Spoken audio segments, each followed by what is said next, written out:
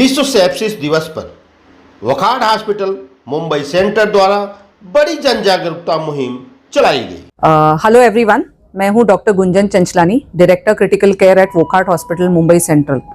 13 सितंबर है जब वर्ल्ड सेप्सिस डे है।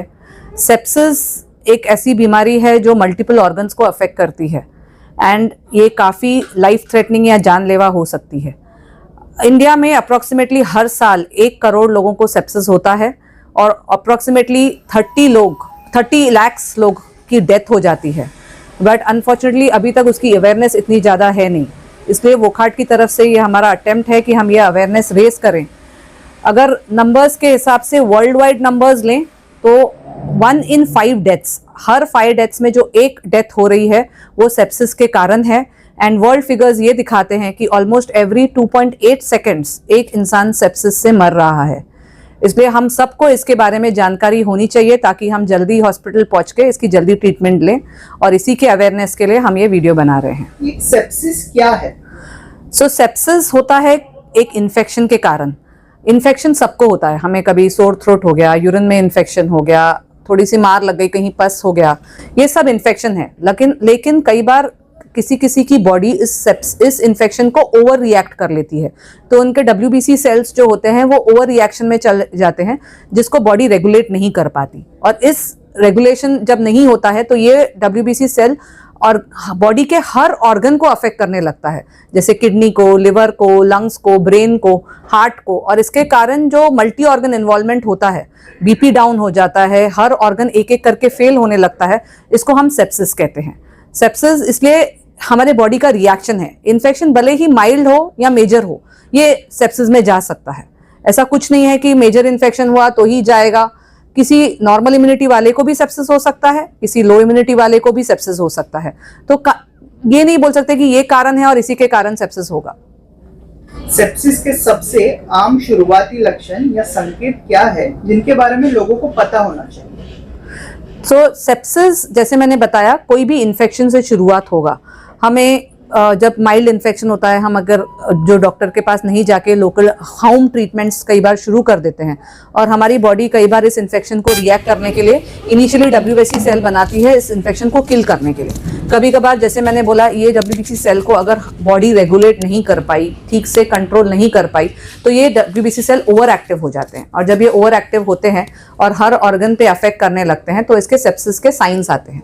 तो सेप्सिस के साइंस कैसे पता चलेंगे? जब मुझे किसी को कोई इन्फेक्शन होता है, हमें अवेयर होना चाहिए कि ये साइंस आ सकते हैं। तो साइंस के लिए अगर ब्रेन इन्वॉल्व हो रहा है तो ये इंसान हद से ज़्यादा ड्राउजी हो सकता है कि उसको उठाने में ज़्यादा समय लग रहा है, कन्फ्यूजन की बातें कर सकता है जो नॉर्मली नहीं है, कुछ पुरानी डिसओरिएंटेशन बातें कि उनको पता नहीं चल रहा है दिन है रात है। हम कई बार कहते हैं हाँ बुखार ज़्यादा है इसलिए हो रहा है, लेकिन ये अर्ली साइन ऑफ सेप्सिस हो सकता है।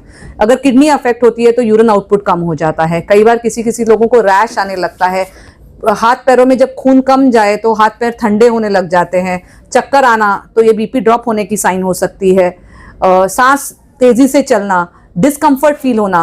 कई बार लोगों को ये फील होता है कि बस अब मैं कुछ नहीं कर सकता, मुझे पलंग पे ही रहना है, मैं पूरी तरह फटीग हो चुका हूँ। ये भी एक अर्ली साइन ऑफ सेप्सिस है।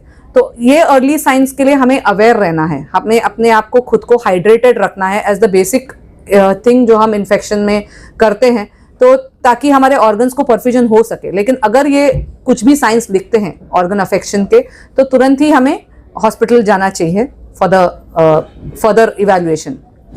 क्या सेप्सिस केवल गंभीर संक्रमण वाले लोगों में ही देखा जाता है या स्वस्थ व्यक्ति भी इसके जोखिम हो सकती है? सभी को हो सकता है, सेप्सिस सभी को हो सकता है। मुझे, आपको, किसी को भी जिसकी नॉर्मल इम्यूनिटी है उसको भी हो सकता है।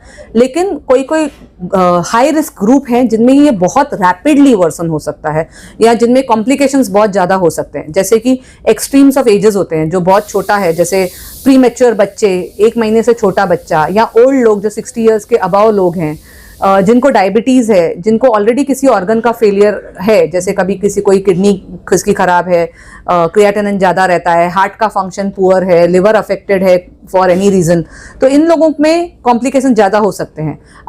कोई कोई लोग जो इम्यूनिटी सप्रेस करने के लिए मेडिसिन लेते हैं, जैसे कि ट्रांसप्लांट के लोग हों, या किसी को जैसे आर्थराइटिस के कारण स्टीरॉयड ले रहे हों, या लंग के कारण स्टीरॉयड ले रहे हों, कोई और कारण से स्टीरॉयड, तो ये सारे लोग को रिस्क ज़्यादा रहता है और इनमें सेप्सिस बहुत रैपिडली प्रोग्रेस हो के कॉम्प्लिकेशंस के साथ, मतलब विद इन आवर्स कॉम्प्लिकेशन के साथ हॉस्पिटल में प्रेजेंट हो सकते हैं, and it may be too late. तो ऐसे लोगों को जो हाई रिस्क ग्रुप है, इनको डेफिनेटली अगर इन्फेक्शन अगर लग रहा है कि उनको वीकनेस ज़्यादा हो रही है, इम्यूनिटी मतलब अच्छा वाला फील नहीं आ रहा है, तो इन लोगों को तो बहुत जल्दी कंसल्ट करना चाहिए डॉक्टर को। हालों के वर्षों में सेप्सिस का निदान और उपचार कैसे विकसित हुआ है? पहले सेप्सिस की समझ बहुत कम थी। अब जैसे जैसे रिसर्च बढ़ा है, इवैल्यूएशन बढ़ा है, तो इसकी क्यों हो रहा है, हम इसको कैसे रोक सकते हैं, ये सारे पे रिसर्च काफ़ी ज़्यादा हद तक चल रहा है। अभी जो हाई एंटीबायोटिक्स आए हैं, उसके एंटीबायोटिक्स से हमें ये समझ आया है कि जिनको सेप्सिस है, अगर हम जल्दी एंटीबायोटिक और राइट एंटीबायोटिक देते हैं तो वो अच्छे से उसका ट्रीटमेंट हो सकता है और उसकी सक्सेस और आउटकम बहुत अच्छे होते हैं। तो इसलिए बेटर एंटीबायोटिक्स देना इज इम्पॉर्टेंट, ज़्यादा से ज़्यादा, और जल्द से जल्द देना। मोर इम्पॉर्टेंट इज जल्द से जल्द देना। इससे मैं ये नहीं कहना चाहती हूँ कि आप घर पे बैठे जाके फार्मेसी से एक एंटीबायोटिक लेके आके खा लो, क्योंकि सही एंटीबायोटिक देना भी बहुत ज़रूरी है और सही तरीके से लेना, जो कि कॉम्प्लिकेट ना करे, ये भी बहुत ज़रूरी है। तो इसलिए डायग्नोसिस के लिए काफ़ी सारे इवैल्यूएशंस आए हैं, जैसे कि जो आजकल PCR टेस्ट होते हैं, तो कोविड में हमने सुना होगा कोविड PCR, तो वैसे बहुत सारे PCR टेस्ट होते हैं जिससे हमें विद इन आवर्स पता चल जाता है ये कारण क्या है। तो हम PCR टेस्ट फॉर बैक्टीरिया कर सकते हैं, वायरस कर सकते हैं, फंगस कर सकते हैं, डिपेंडिंग वो एज ग्रुप में कौन क्या है और उनको और कोई क्या रिस्क फैक्टर्स हैं, उस हिसाब से हमको विद इन आवर्स इसकी डायग्नोसिस मिल सकती है कि ये कौन से कीटाणु की दवाई होगी, कौन सी कीटाणु की दवाई इनमें काम करेगी, ताकि हम सही एंटीबायोटिक या एंटी फंगल या एंटीवायरल उनको दे सकें। व्यक्ति को कौन सी जीवन शैली या निवारक कदम उठा सकते हैं? तो अगर किसी को, जैसे मैंने बताया कि एक्सट्रीम्स ऑफ एज में ये ज़्यादा है, डायबिटिक में ज़्यादा है, स्टीरॉयड वालों को ज़्यादा है, तो जैसे हम कोविड के समय केयर लेते थे कि हमें हाइजीन मेंटेन करना है, हमें हैंड वॉश बहुत ज़्यादा करना है, जो भी हम खा रहे हैं, किसी से मिल रहे हैं जिनसे भी, तो उनसे हमें अपना प्रिवेंशन रखना, प्रोटेक्शन रखना है। तो जो हम सोशल डिस्टेंसिंग की बात तब करते थे, अब भी हम वो हाइजीन और सोशल डिस्टेंसिंग की जो हाई रिस्क ग्रुप है उनको मेंटेन करना चाहिए। तो अपनी पर्सनल हाइजीन रखना, अपना फूड हाइजीन रखना, कहीं भी हम बाहर जा रहे हैं तो हैंड वॉश अच्छे से करना, किसी भी अननोन डर्टी सब्सटेंस को टच नहीं करना, वो चीज़ें मुंह में नहीं डालना जो भी अनक्लीन चीज़ें हैं, ये क्योंकि इंटेस्टिनल इन्फेक्शन से भी सेप्सिस हो सकता है। और जो अडल्ट लोग होते हैं या जो हाई रिस्क ग्रुप है हमारे, हाई डायबिटीज़ वाले, उनको शुगर टाइट में कंट्रोल करना वो इम्पॉर्टेंट है। या जो हाई एज ग्रुप, जैसे मैंने बताया मोर देन 60 ईयर्स में अभी काफ़ी सारे वैक्सीनेशंस आ गए हैं जिससे उनको सीवियर इन्फेक्शंस प्रोटेक्ट हो सकते हैं। तो अपने डॉक्टर से, फिजिशियन से मिलके वो वैक्सीनेशन टाइम टू टाइम लेते रहना, जिससे सेकेंडरी इन्फेक्शन के चांसेस कम हो जाएंगे, तो ऑटोमेटिकली सेप्सिस की रेट कम हो जाएगी। तो ये हम बेसिक प्रिकॉशंस घर से घर ले सकते हैं ताकि हमें सेप्सिस ना हो। मिथक या तथ्य, सेप्सिस केवल अस्पतालों में होता है, मैम क्या ये सच है? सेप्सिस कहीं भी हो सकता है, घर पे किसी भी नॉर्मल इंसान को, किसी को जो सिम्टम्स नहीं हो, हेल्दी बंदा जो रेगुलर काम कर रहा हो, अचानक उसको कोई भी इन्फेक्शन हो जाए, बेसिक हाथ में कट हो जाए और वहाँ पे इन्फेक्शन हो, वो भी सेप्सिस में जा सकता है। ऐसा कुछ नहीं है कि हॉस्पिटल में ज़्यादा होता है। हाँ, ये है कि जो हॉस्पिटल में एडमिट हैं उनकी इम्यूनिटी खुद से कम होती है, उनकी इन्फेक्शन से लड़ने की शक्ति कम होती है, तो उनमें रिस्क डेफिनेटली बढ़ता है।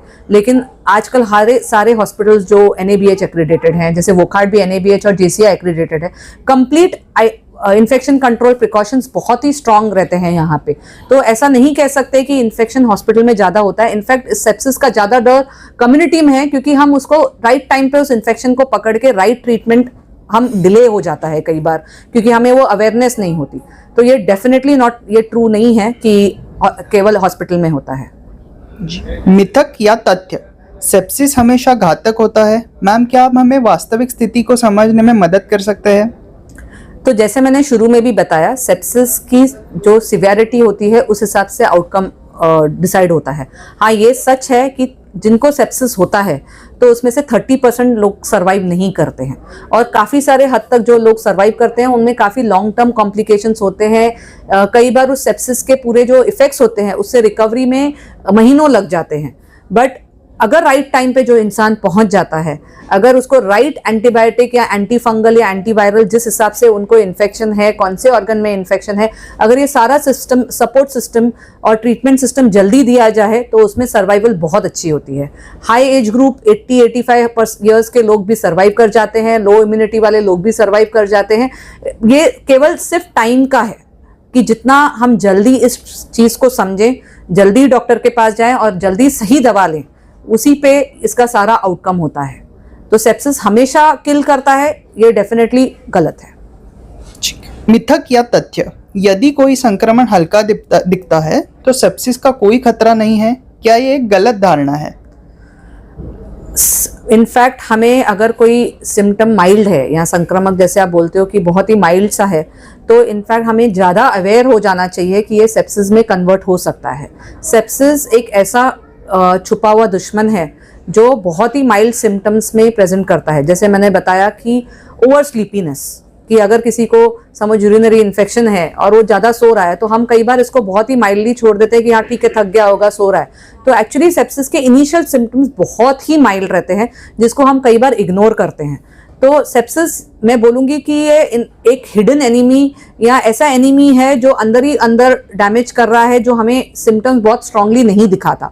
इसलिए माइनर सिम्टम्स जैसे ठीक ठाक से यूरिन नहीं पास होना, तो हम कहते हैं अरे पानी कम पिया होगा इसलिए यूरिन नहीं पास हुआ, लेकिन एक्चुअली ये सेप्सिस के कारण शायद किडनी अफेक्ट हो रही हो। तो ये जो माइल्ड सिम्टम्स हैं एक्चुअली ये साइंस ऑफ सेप्सिस हो सकते हैं। तो इनको इग्नोर करते रहना कि बहुत ही माइल्ड मुझे कंप्लेन है, कुछ था नहीं और सडनली ये हो गया, या हाथ पैर ठंडे होना, हाँ बुखार है तो हाथ पैर ठंडे हो रहे हैं, ये बहुत ही छोटे छोटे सिम्टम्स हैं जो एक्चुअली सेप्सिस के इम्पॉर्टेंट हमारे लिए अलर्ट पॉइंट्स या रेड अलर्ट्स हैं जिसको हमें ध्यान देना चाहिए और हमें इसका अवेयरनेस और जो भी है जल्दी डॉक्टर को रिपोर्ट करना चाहिए। अपने कम्युनिटी में ये मैसेज फैलाना चाहिए कि ये छोटे छोटे सिम्टम्स किसी भी इन्फेक्शन के कारण किसी को भी हो तो तुरंत ही डॉक्टर के पास जाना चाहिए। सो मैं सबको ये मैसेज देना चाहूँगी कि 13 सितंबर वर्ल्ड सेप्सिस डे है, लेकिन केवल ये डे नहीं, ये पूरा अवेयरनेस जो हमें क्रिएट करना है, हमें रोज करना है। किसी को भी इन्फेक्शन हो रहा हो, हमें उसे अवेयर करना है कि शायद वो साइंस ऑफ सेप्सिस हो सकते हैं और उनको जल्दी डॉक्टर को रिपोर्ट करके एंटीबायोटिक या जो भी उस हिसाब से ट्रीटमेंट है, एंटी माइक्रोबियल एजेंट जो है या सपोर्ट सिस्टम है, उसके लिए ट्रीटमेंट शुरू करना चाहिए। लेकिन साथ ही साथ मैं सभी लोगों को ये बताना चाहूँगी कि जो हम अननेसेसरी काउंटर से लेके ओवर द काउंटर या फार्मास्यूटिकल कंपनी से जाके एंटीबायोटिक लेते हैं, इसी से भी हम अपने आप को रिस्क बढ़ाते हैं, क्योंकि जो हम एंटीबायोटिक ले रहे हैं धीरे धीरे वो बैक्टीरिया उस पर रेजिस्टेंस ले लेती है। तो बिना किसी साइंस के या बिना कंफर्मेशन के कि ये बैक्टीरिया है, वो एंटीबायोटिक लेना हमारे लिए नुकसान हो सकता है, क्योंकि जो गुड बैक्टीरिया होती है बॉडी में वो उसको नुकसान पहुंच जाता है और उससे फिर हमारे सेप्सिस के या ट्रीटमेंट की जो सक्सेस रेट है इवेंचुअली वो कम होने लगती है। तो over the counter antibiotic use कम करना, ताकि हमारे बॉडी में वो रेजिस्टेंस नहीं डेवलप हो, हमारे कम्युनिटी में वो रेजिस्टेंस नहीं डेवलप हो, ये भी एक इंपॉर्टेंट चीज़ है जो हमें याद रखनी है।